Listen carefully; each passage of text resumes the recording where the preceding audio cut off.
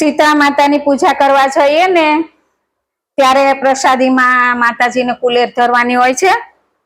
તો એ કુલેર કઈ રીતે બનાવાય એ હું બતાવું.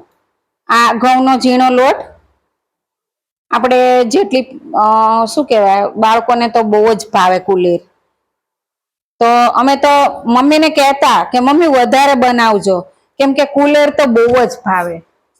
એમાં ઘઉંના લોટમાં છે ને ગોળ, 1 ભાગનો ગોળ નાખવાનો,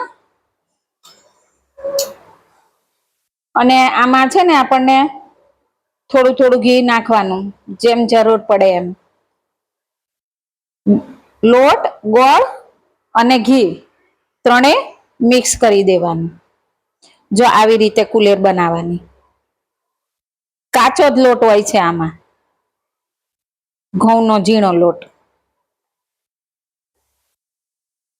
આવી રીતે મિક્સ કરતું જવાનું. અને પછી એવું લાગે કે આ લોટ એકદમ કુલેર કોરી થઈ છે, તો પછી આપણે એમાં થોડું પાછું ઘી નાખતું જવાનું. જો આ હજી થોડીક કોરી થઈ ગઈ છે, તો આમાં છે ને આપણે 1 ચમચી ઘી નાખીએ. ઘી ને ગોળ બધું આમ મસ્ત રીતે હોય ને કુલેરમાં, તો કુલેર ભાવે બાળકોને. ગોળ ને ઘી ને બધું મસ્ત રીતે પ્રમાણમાં હોય ને, તો કુલેરની પ્રસાદી બાળકોને ભાવે. જો આમાં છે ને થોડો ગોળ વધી ગયો છે અને કુલેર છે ને થોડી કોરી જેવી હોય, એટલે આમાં થોડોક લોટ આપણે ઉમેરશું. અને આવી રીતે મિક્સ કરી લેવાનું. જો હવે મસ્ત રીતે થઈ જશે. જો આ કુલેર બની ગઈ છે. આવી રીતની છુટ્ટી હોવી જોઈએ કુલેર, આવી રીતે.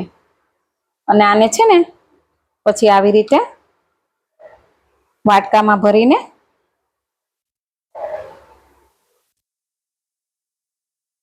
આવી રીતે કરીને આમ દબાવી દેવાની. પછી પૂજા કરવા જાય ને શીતળામાની, ત્યારે આ પૂજા તૈયાર કરી હોય ને એની સાથે કુલેર લેતી જવાની. આવી રીતે દબાવીને મૂકી દેવાની. જો આ કુલેર તૈયાર થઈ ગઈ છે. ચેનલને સબસ્ક્રાઈબ કરજો, લાઈક કરજો અને વિડીયો શેર કરજો.